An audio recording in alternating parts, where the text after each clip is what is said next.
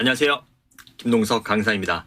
네, 오늘 제가 이렇게 영상을 찍기 위해서 카메라를 켠 이유는요, 블로그 강의나 이런 현장에서 많은 선생님들을 만나다 보면, 의외로 블로그를 뭐 6개월, 1년을 넘게 이렇게 운영을 하셨는데, 블로그의 그런 기본적인 내용들을 잘 모르고 계시는 분들이 계셔서 오늘은 이렇게 네이버 검색창을 시작으로 한번 영상의 포문을 열어봤습니다.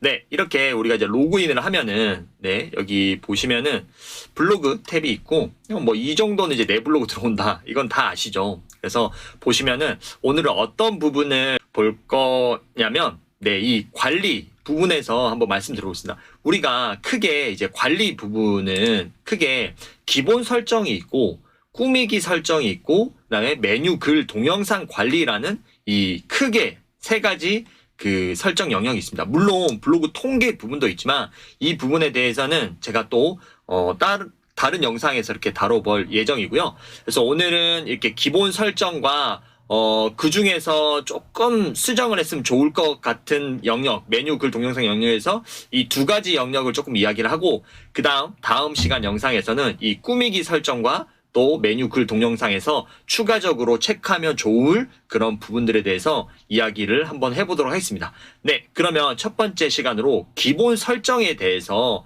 한번 알아보도록 하겠습니다. 자, 기본 설정으로 들어가 보겠습니다. 기본 설정이라고 하면은 기본 설정 여기 쭉 뭐 내용들이 나와 있어요. 나와 있는데 의외로 여기에서 이 부분들을 잘 체크하지 못하거나 또 잘 모르시는 분들이 계셔서 제가 오늘 이렇게 이 부분에 대해서 한번 설명을 해볼까 합니다. 자, 먼저 제가 두 페이지를 한번 띄워서 비교를 하면서 하나씩 보여드리도록 하겠습니다. 자, 두 페이지를 띄워서 네. 자, 먼저 이 블로그 명이라는 영역은 어디냐면요. 네, 바로 이 블로그 명의 영역은 여기입니다. 그래서 지금 동동이 김동석의 블로그라고 적혀 있죠. 네, 자, 여기에서 이거를 그러면은 동동이의 블로그 이야기로 한번 바꿔보겠습니다. 자, 그리고 나서 여기에 확인을 눌러주시고요. 자, 그럼 적용이 되죠. 네, 그러면은 여기에서 김동석의 블로그에서 자, 어떻게 변한지 볼게요. 네, 이야기로 변경이 됐습니다. 그쵸? 네, 그 다음으로 이제 우리가 체크해봐야 될 부분은 이제 별명입니다. 네, 별명은 지금 어디 영역에 나오냐면, 네, 여기 영역입니다. 김동석. 여기는 이제 아이디인 거죠, 아이디. 우리가 생성을 할 때 아이디인 거고요. 그래서 여기 김동석이라는 데 나오는데, 이걸 한번 수정을 해보겠습니다. 그래서 여기에서 열정동동으로 한번 수정을 해보겠습니다. 열정동동으로 한 다음에 확인을 눌러주시고요. 네. 기존에는 이제 김동석으로 되어 있는데 이걸 F5 새로 고친 키를 누르면 네, 열정동동으로 바뀌어 있는 거를 볼 수가 있습니다. 네, 이 밑에는 변경이 안 되겠죠. 처음에 만들 때부터 네, 이 주소 뒤쪽에 아이디 주소는 변경이 안 되기 때문에 네, 그렇게 되는 거고요. 자, 그리고 소개글은 아주 중요합니다. 사실은 소개글을 그냥 넘어가시는 분도 있어요. 그렇게 중요하지 않다라고 생각하시는 분도 있는데 사실은 우리가 이제 블로그를 하는 목적이 나를 알리는 그런 부분도 있지만 이제 크게 저는 스텝이 3단계 스텝으로 나눠진다 그래요. 자, 먼저 블로그를 이제 초기에 세팅을 해서 내가 블로그를 좀 적응하고 배우는 게 기초 단계가 바로 이제 1단계라고 하면요. 2단계는 여기에 이제 뭐 제품 체험단이라든가 이런 또 수익화를 좀 연결시킬 수 있는 부분들이 애드 포스트라든가 이런 것들 연결시킬 수 있는 부분들이 이제 2단계 전략. 여기 1단계, 2단계가 누구나 하죠. 근데 이제 3단계는 우리가 이제 지식 창업이라도 퍼스널 브랜딩을 통해서 나의 제품이라든가 아니면은 지식, 가치를 판매할 수 있는 그런 하나의 그 퍼스널 브랜딩의 채널로서 그러니까 어떻게 보면은 저의 그 블로그 수익화 강의 내용에서도 뭐랄까요? 확장형 수익 구조라고 하죠. 확장형 수익 구조로 갈 수 있는데 있어서 중요한 포인트들이 되는 게 바로 이 소개글입니다. 그래서 소개글은 처음에는 단순하게 안녕하세요. 저는 누구입니다. 어떻게 소통을 하면 좋습니다라고 내용을 쓸 수도 있지만 한번 이런 사례들을 벤치마킹을 잘 해보면 좋을 것 같아요. 그래서 제 블로그를 한번 들어가 볼까요? 이 소개글이 왜 중요하냐면 제가 제 블로그를 한번 들어가 볼게요. 네. 자, 여기에 이제 라이프 브랜딩 코치 이렇게 해서 제 소개 글이 네, 바로 여기에 이제 위치해 있습니다. 그래서 보면은 이것들은 내가 어떤 블로그이고 그 다음에 어떻게 협업이라든가 제안이라든가 강의 제안이라든가 이런 쪽으로는 어떻게 연락을 달라? 내가 주로 다루는 그런 강의나 아니면 컨텐츠는 이런 거다. 방향성들을 짧은 글 안에 어떻게 보면은 하나의 명함, 그 프로필이라고 할 수 있거든요. 자기소개서로.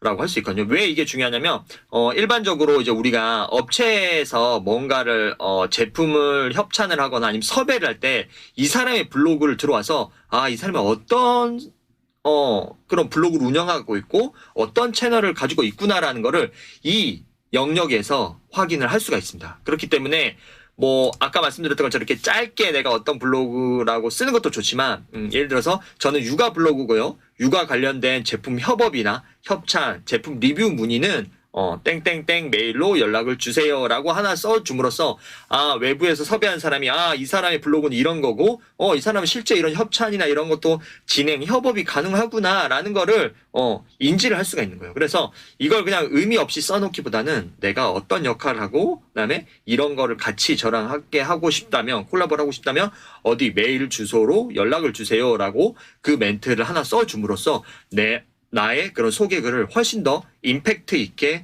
바꿀 수 있다라는 거를 말씀드리겠습니다. 그래서 소개글은 꼭 한번 써보실 걸 추천드리고요. 네, 소개글은 바로 여기 영역에 들어가겠죠. 네, 이쪽 영역에 들어가게 됩니다. 네, 그리고 이제 뭐 내 블로그의 주제 이런 것들은 언제든지 바꿀 수 있습니다. 바꿀 수 있기 때문에 뭐 크게 뭐 그런 신경 안 쓰셔도 되고, 근데 뭐 내 메인 컨텐츠는 누가 해도 스스로가 잘 알잖아요. 그래서 문학책 뭐 이렇게 쓰고. 자, 그 다음 블로그 프로필 이미지. 자, 이 프로필 이미지는 어디냐? 네, 바로 여기. 어떻게 보면 이제 메인 그 명함 같은 그런 여기 설명란 위쪽에 위치해 있게 됩니다. 그래서 여기도 이제 뭐 예를 들어서 내가 여기서 새로운 사진으로 바꾸고 싶다라고 하면은 여기에서 네, 쭉 찾아보다가 나는 여기에 책을 좀 많이 읽는 사람으로 책 리뷰어, 북 리뷰어로서 이렇게 어필하고 싶어라고 하면은 네, 이렇게 바꿔주면 됩니다. 그쵸? 이렇게 바뀌었죠? 네, 그리고 나서 항상 확인을 눌러 주셔야 돼요. 확인을 안 누르고 왜 안 바뀌나 이렇게 하시는 분들이 계시는데 확인을 눌러 주시고요. 그쵸? 네, 그리고 확인을 눌러 주셨으면 자, 여기에서 이제 기존에 제가 추가했던 책이 있지만 F5를 한번 눌러보면 네, 이렇게 바뀌어 있는 게 보이시죠? 네, 이렇게 바꿀 수 있고 언제든지 바꿀 수 있다라는 거고요. 자, 이거는 이제 모바일에서 보여지는 화면입니다. 그래서 여기에 한번 제가 그대로 한번 들어가 볼게요. 자, 여기에서 자, 우리가 모바일에서 보려면 핸드폰으로도 봐도 되겠지만 자, 여기에 이거 하나 알아두시면 좋아요. 여기다가 앞에다가 블로그 점 있죠? 여기다 M 영어로 M 점 하고 엔터를 치시면 네, 자, 이게 보이시죠? 지금 이제 PC라서 화면이 크게 보이긴 하지만 네, 모바일에서는 이렇게 최적화된 사이즈로 아마 보이실 거예요. 그래서 자, 이제 제가 열심히 하고 있는 모닝 짹짹, 네, 열짹이, 모닝 짹짹이의 그런 왕짹이의 그런 캐릭터가 그려져 있는데요. 네, 자, 그래서 모바일을 보셨고요. 그래서 모바일도 한번 바꿔볼게요. 모바일도 내가 어떤 거로 바꿔볼까요? 네, 예를 들어서 이걸로 한번 바꿔보겠다 라고 하면은 네, 이렇게 그리고 확인 눌러줘야 된대죠. 확인 눌러주신 다음에 네, 아까 모바일에 들어가셔가지고 똑같이 네, 여기를 한번 눌러주시면 네, 모바일은 바로 좀 이렇게 적용이 안 되고 예, 바로 적용됐네요.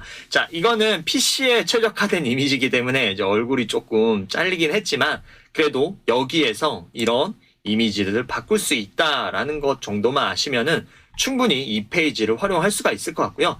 네, 그래서 블로그 정보라는 거고요. 그다음에 이제 프로필 정보로 가서 볼게요. 프로필 정보는 내 이름과 내 성별을 이제 어떤 수준까지 공개를 하느냐에 대한 내용이거든요. 그래서 전체 공개를 할 건지 아니면 비공개를 할 건지 서로 이웃인지 이웃 공개를 할 건지 설정을 이렇게 해주시면 됩니다. 자, 그래서 뭐 이런 크게 어려운 게 없고요. 자, 기본 에디터는 기존에는 스마트 에디터 2.0이라는 그런 기능이 있었고요. 근데 이제 모바일에 최적화된 그런 에디터를 설정하면서 스마트 에디터 1에서 설정을 해 주시면 됩니다.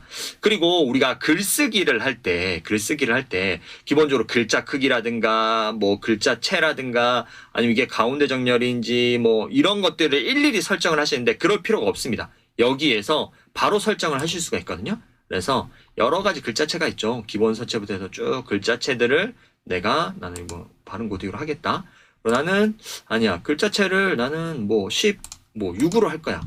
아니면 나는 아까처럼 19로 할 거야. 네, 제가 많이 써봤거든요. 많이 이제 블로그에 글을 써봤는데 19 이제 보통 16을 평균적으로 많이 선호를 하세요. 근데 16은 조금 모바일에서 봤을 때 좀 작다라는 느낌이 있어서 제가 이제 주로 포스팅을 하는 거는 3050을 대상으로 많이 포스팅해요. 근데 30대는 상관없지만 40대, 50대로 갈수록 글자가 작으면 가독성이 떨어진다는 말씀들을 많이 하시더라고요. 그래서 19로 저는 기본으로 설정을 해놨거든요. 근데 19로 설정해 놓으면 의외로 모바일에서 볼 때 글자의 가독성도 좋고 그다음에 큼직큼하게 읽힘도 술술 읽히는 것도 좋기 때문에 아마 지금 보시는 이 영상을 보시는 선생님들께서도 16, 19를 한번 발행해서 테스트를 해보시고 나에게 최적화된 그런 사이즈를 한번 찾아보시는 게 좋을 것 같고요. 글자 색은 뭐 기본적으로 배치가 돼 있는 검은색으로 하시는 게 좋고 글자 간격 여기에서도 보통은 뭐 이제 160, 170 이렇게 하시는 분들도 있는데 저 같은 경우에는 이제 180으로 세팅이 돼 있고요. 그다음에 글자도 뭐 좌측 정렬이냐 우측 정렬이냐 뭐 가운데 정렬이냐 중앙 정렬이냐 이건데 저 같은 경우에는 이제 모바일에서 툭툭 글들이 끊겨버리면 되게 조금 예쁘지 않더라고요. 그래서 저는 이렇게 가운데 정렬이나 아니면은 중앙 정렬을 주로 활용을 하고 있고요. 만약에 왼쪽이나 오른쪽으로 배치를 시켜야 되겠다 할 때는 그런 글들은 많이 없기 때문에 그때 내가 그 글들을 배치해 주면 되기 때문에 저는 이렇게 기본 세팅을 합니다. 그리고 이걸 확인이라고 이렇게 눌러주시면 자, 그러면은 제 블로그 한번 들어가 볼게요. 자, 글쓰기 영역에 들어가 보면 자, 보이시나요? 아까 우리가 어떻게 했죠? 발음 고딕에 19, 그다음에 중앙 정렬을 했죠. 한번 볼게요. 발음 고딕에 19에 자, 글자가 중앙 정렬이 되어 있습니다. 그래서 보시면은 우리가 안녕하세요. 네이버 블로그로 돈 벌기 전략 김동석 강사입니다. 앞으로 제 채널 많이 사랑해 주시고 구독, 좋아요도 꼭 부탁드립니다. 이렇게 썼습니다. 근데 여기서도 한 가지 팁을 드리자면 여기 우측 하단에 보이시죠? 그러니까 우리가 이제 PC로 쓸 때 여기에서 지금의 이제 보여지는 사이트가 화면이 PC 버전이에요. PC 버전 봤을 때 자, 이게 이제 모바일인 거죠. 자, 그리고 이게 이제 태블릿 화면. 이게 제일 큰 PC. 자, 봤을 때 어떤가요? 19면은 충분히 적당한 크기입니다. 자, 근데 여기다가 제가 여기다가 똑같은 내용을 16으로 한번 써볼게요. 이걸 줄여서, 자, 16으로도 한번 발행을. 그러니까 19를 기본으로 해놓고 내가 글자 크기를 줄이고 싶다면, 자, 어때요? 확실히 차이가 나 보이죠? 그렇기 때문에 모바일에서 많이 보면 눈에 피로도가 있기 때문에 사람들이 글을 읽는데 힘들어 할 수가 있어요. 그래서 제가 봤을 때는 19가 저는 가장 좋더라고요. 자, 그리고 이제 여기에서 예를 들어서 자, 우리가 다시 이제 PC에서 주로 많이 이제 쓰시는 분들이 선생님들이 많으니까 자, PC에서 쓰시고 나서 자, 대부분 이제 이렇게 막 가운데 정렬 이렇게 하세요. 가운데 정렬. 그쵸? 자, 가운데 정렬. PC에서 봤을 때는 크게 문제가 없어 보여요. 그죠? 근데 예를 들어서 모바일로 갔을 때는 자, 이런 게 문제라는 거예요. 사랑해 땡 주시고. 근데 예를 들어서 글자가 지금은 이제 제가 연속으로 썼지만 자, 예를 들어서 이런 식으로 끊겨버리면 되게 가독성이 떨어지고 그리고 이것들 또 일일이 수정하는 그런 또 어려운 작업들이 있기 때문에 제가 봤을 때는 물론 선생님들마다 기본적으로 세팅하고 내가 원하는 추구하는 방향성이 다를 수 있어요. 근데 제가 여러 그런 포스팅들을 해보고 많은 분들하고 이야기를 나눠보면 글자체는 이렇게 해주시고 그다음에 글자 크기는 19 그다음에 이렇게 중앙 정렬로 좀 해주시면은 훨씬 더 깔끔한 PC에서도 그리고 모바일에서 깔끔한 글이 나오지 않나라는 생각을 해봅니다. 그리고 항상 확인을 눌러주세요. 확인. 자, 그리고 이제 뭐 블로그 초기화는 뭐 초기를 하고 나서 7일 이내로 24시간 이내로 초기를 할 건가 이런 내용들인 거고요. 그다음에 방문 집계 보호 설정 뭐 이런 것들 기본적인 내용들을 해주시면 좋고요. 자, 콘텐츠 이 공유 설정은 기본적으로 이제 뭐 사용, 뭐 비사용 뭐 이런 것들인데 이거는 글쓰기에 가셔서 나중에 이제 발행을 하실 때 여기 보이시죠? CCL 표시. 네, 이걸로 그냥 체크박스를 할 수가 있기 때문에 뭐 크게 여기에서 뭔가를 설정을 해야 된다. 이 CCL 설정해야 된다. 뭐 이런 건 없는데 그냥 사용하고 그다음에 허락하지 않음으로 이렇게 설정을 해 주시고요. 그다음에 자동 출처 사용 설정. 네, 이거는 뭐냐면 내가 어떤 글을 드래그를 해왔는데 거기에 그 밑에 어떤 블로그에서 가져왔다라는 그것들이 자동으로 출처가 따라오게끔 하는 거거든요. 근데 이제 기본적으로 이제 뭐 사용 안 함으로 돼 있을 텐데 사용으로 이렇게 바꿔주시면 아무래도 다른 사람들이 긁고 왔을 때 내 블로그에 글들이 이렇게 담을 수가 있는 거고 그 다음에 마우스 오른쪽 버튼 금지. 네, 이제 기본적으로 사용 안 함으로 돼 있는데 그럼 이제 내가 오른쪽 버튼이 된다라는 거는 이게 드래그를 이렇게 해서 이 오른쪽으로 복사를 해 갈 수가 있거든요. 그렇기 때문에 최소한의 물론 요즘에는 그런 우클릭 마우스의 그 잠금 장치를 풀어서 해지하는 그런 프로그램도 있지만 그래도 내 블로그의 글들을 지키기 위한 최소한의 그런 기본 세팅을 해 놓으시면 좋다라는 이야기를 드리겠습니다.